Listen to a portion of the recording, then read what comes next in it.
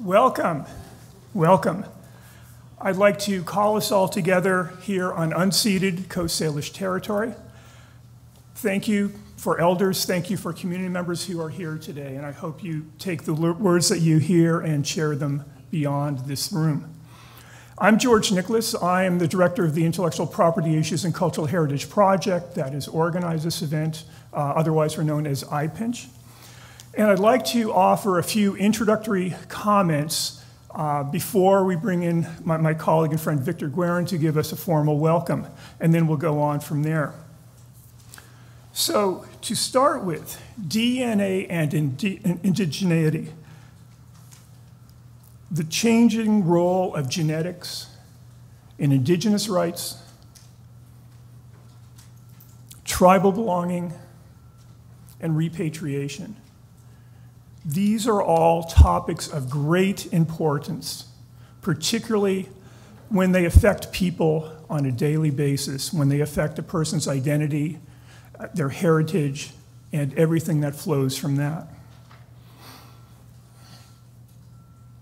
And I'd like to start with one of my favorite paintings by Paul Gauguin. Where do we come from? What are we? Where are we going? And in one sense, this encapsulates the goals, the nature of anthropology as a study of human diversity and the appreciation thereof. But it really captures, too, what we are discussing here today. This question of who are we, and how do we know who we are? And in some cases, we know that because that knowledge has come from previous generations. In some cases, that knowledge has come from science or by other means.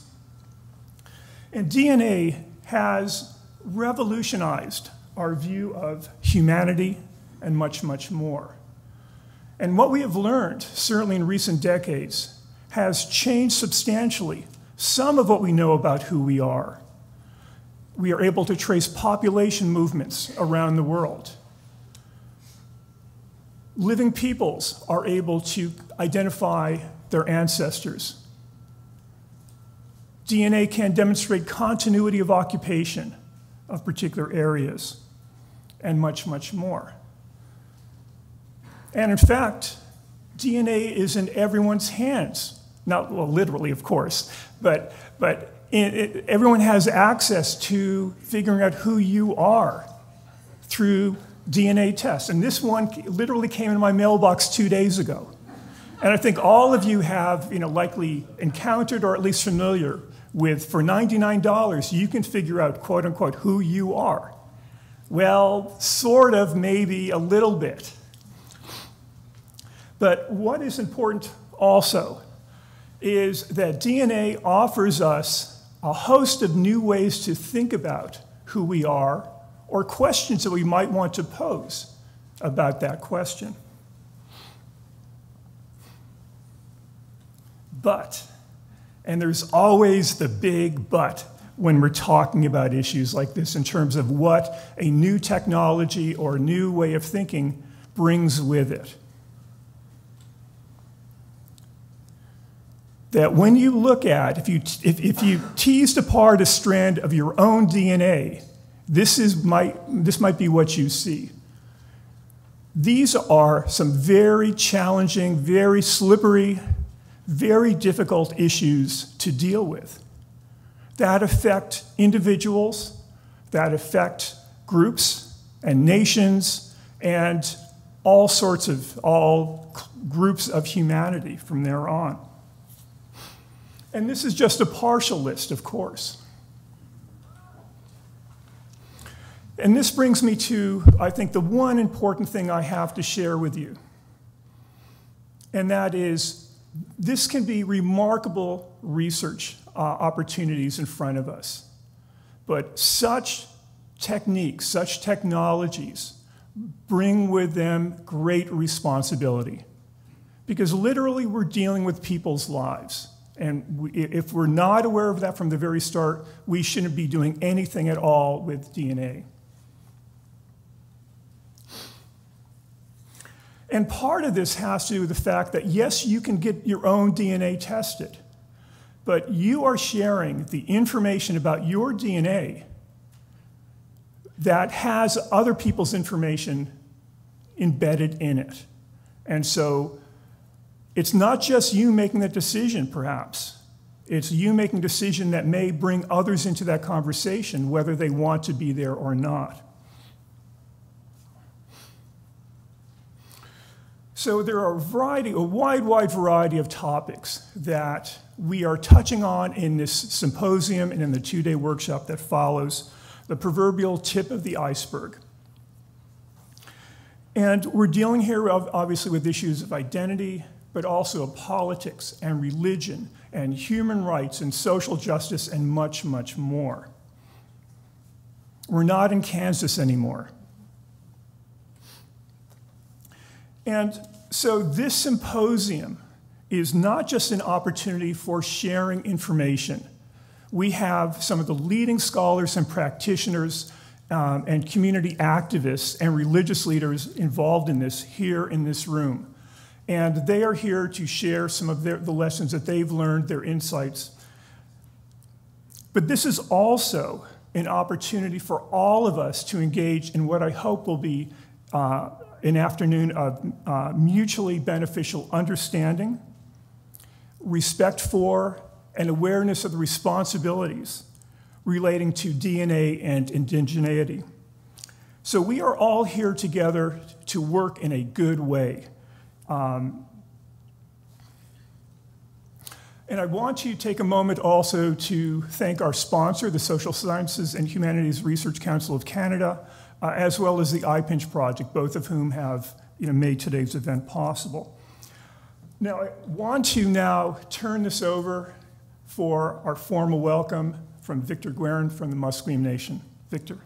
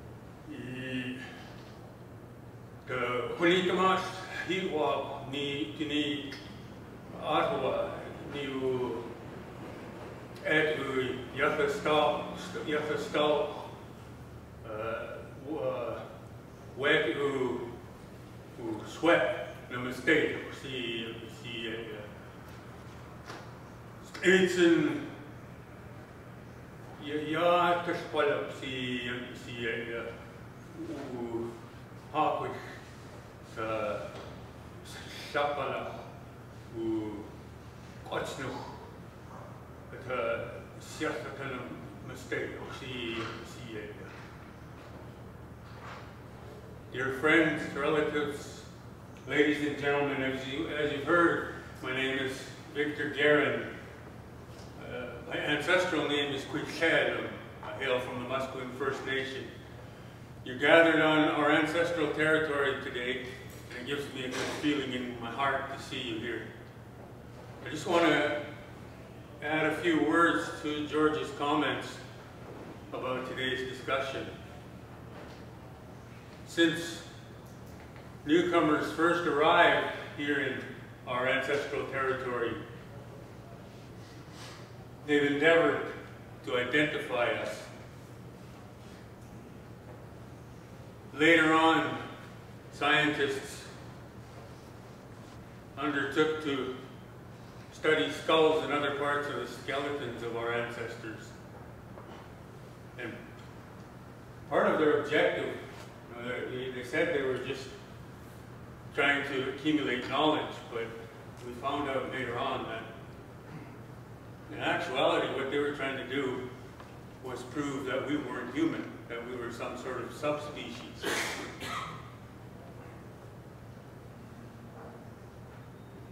When people go across the U.S. border, the U.S.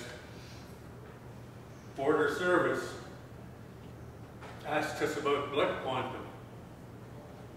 How much of us is Indigenous? The leadership in Ottawa purports to tell us who our people are in our membership rules. That's something that belongs to us. You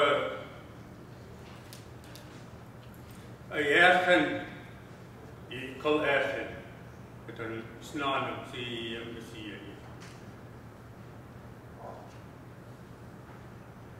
what's it? To Snimmers, each. What's it? There are good sides and bad sides to this discussion, and we need to be very careful about the way that we use this sort of knowledge. It's an Iwish, but Etelum, dus het hele wat samenstel die theeleptel, die de meeste met een I'd like to start off this day with a prayer to the Creator, and then I'd like to share with you a song that's known to our people as a greeting song and a parting song taught to me by my late grandfather. It's known that way because, in fact, what it is a song that calls upon the spirits of the ancestors and the Creator, to watch over us when we embark upon a new journey, and once we arrive, to thank them for watching over us and seeing us safely to our destination. Oh, it's the Salma, Achostal, and a whale. It's the Salma, Achostal, there's what that was. Halito, E, at the tumble. There's what the Pelican, you shot up at the sway, the what the Hutton, you image at the tumble, who stay at the Sneemers. There's what new eated at the shots of start like each chemical teaches Hostel, that's Quampo. The Judge Hotel, who sat the yard, who sat like who sat with the sleeve and spent oil, teaches the Altra, teaches the Great Creator, who first would like to thank you for giving us this day. We thank you for giving us the earth upon which to make our home. We thank you for giving us our brethren to share our home with us. Our brethren of the feathers who fly in the sky above us. Our brethren of the four lakes who walk the earth as we do. And our brethren who swim in the lakes, rivers, and ocean that surround us. We call upon you, Tsitsiksina, to lend us your strength to assist us in the work that we have laid before us today. Tsitsiksina.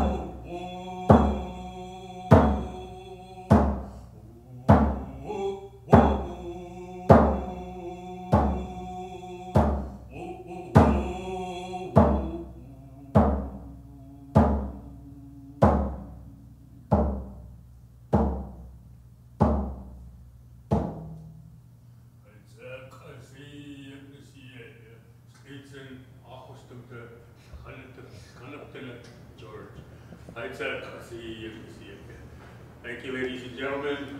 Give the floor back to George.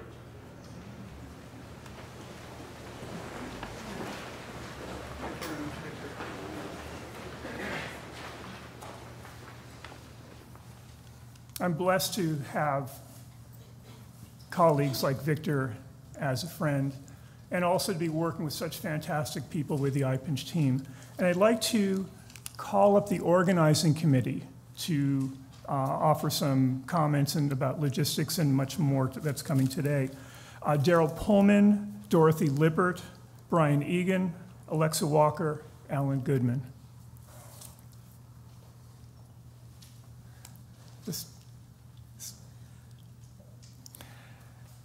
And what we are doing today is that we have organized today's event around 3 themes, as you'll see in your program. And these themes touch on different aspects of today's larger topic. I want to mention that Alexa and Brian, IPinCH staff, Brian is the project manager, have really been the ones who pulled this all together. And I'd like to acknowledge them right now. Thank you.